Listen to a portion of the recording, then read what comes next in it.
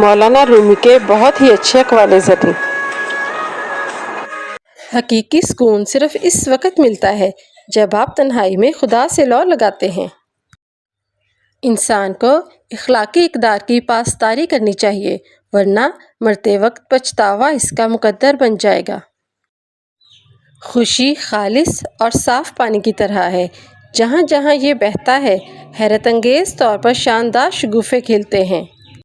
ہر انسان کو کسی مقصد کے لیے بنایا گیا ہے اور اس مقصد کو پورا کرنے کی خواہش اس کے دل میں ڈال دی گئی۔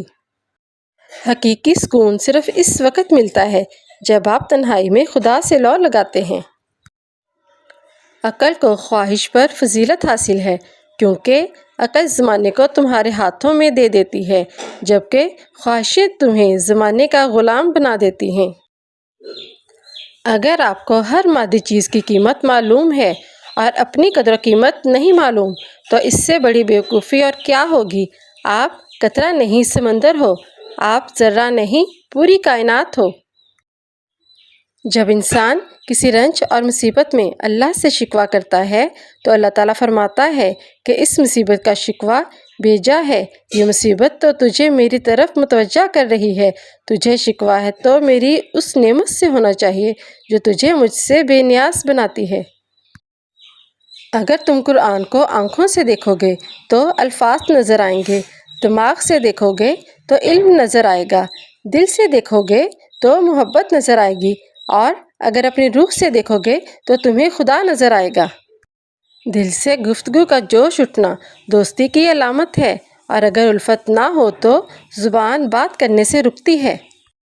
جو شخص خدا کو بھول کر دنیا کی بھول بھلائیوں میں کھو جاتا ہے وہ ذلیل و رسوا ہوتا ہے۔ دنیاوی کاروبار کو بچوں کی فرضی دکان کی طرح اور موت کو رات تصور کرو۔ جس طرح فرضی دکان والا بچہ شام کو بلا کمائی کے گھر تنہا لوٹتا ہے، اسی طرح موت آنے پر تم بلا کمائی تنہا کوچ کرو گے۔ سب مر کر قبروں میں جاتے ہیں، لیکن اچھا انسان مر کر لوگوں کے دلوں میں چلا جاتا ہے اور لوگ یاد کے ذریعے اسے زندہ رکھتے ہیں۔ بعض اوقات انسان سکون ہر چیز میں تلاش کرتا ہے، لیکن وہ اس کی اپنی ذات میں چھپا ہوتا ہے۔ جو شخص دل کا صاف اور سچا ہے وہ دوسروں کو بھی سچا سمجھتا ہے۔ جب انسان اللہ کے قریب ہوتا ہے تو اللہ بھی اس کے قریب ہو جاتا ہے۔ اگر اچھا بولنا چاہتے ہو تو اچھا پڑھنے اور سننے کی عادت ڈالو۔ برے کاموں کی سزا ضرور ملتی ہے، لیکن سزا کا انداز مختلف ہو سکتا ہے۔ خود غرض، جاہل اور بیوقوف لوگوں پر جب احسان کرو تو پھر ان کے شر سے بچو۔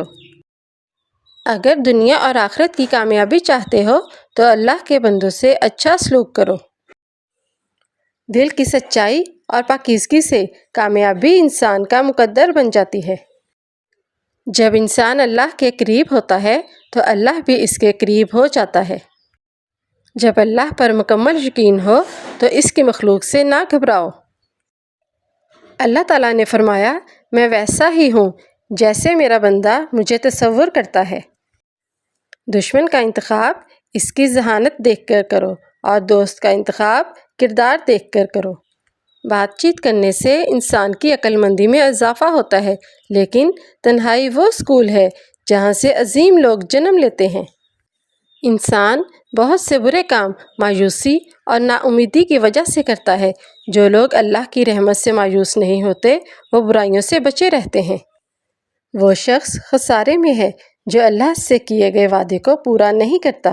اپنی بری عادتوں اور برائیوں کو جلد از جلد سدھارنے کی کوشش کریں، کیونکہ دیر کرنے سے عادت پختہ ہو جاتی ہے۔ جس طرح ہم کھانے میں کنکر یا بال برداشت نہیں کر سکتے، اسی طرح ہماری روح بھی کوئی غلط کام برداشت نہیں کرتی۔ محبت تلاش کرنے کی بجائے ان رکاوٹوں کو دور کرنے کی کوشش کریں جو محبت کی راہ میں موجود ہیں۔ جو خدا سے محبت کرتے ہیں وہ اسے پا لیتے ہیں، اور جو محبت نہیں کرتے وہ محروم رہتے ہیں۔ شیطان انسان کو بہکا کر برے کام کرواتا ہے، اس سے محتاط رہو۔ جس طرح خوبصورتی سے محبت کرتے ہو، اسی طرح اپنے ہر کام میں بھی خوبصورتی پیدا کرو۔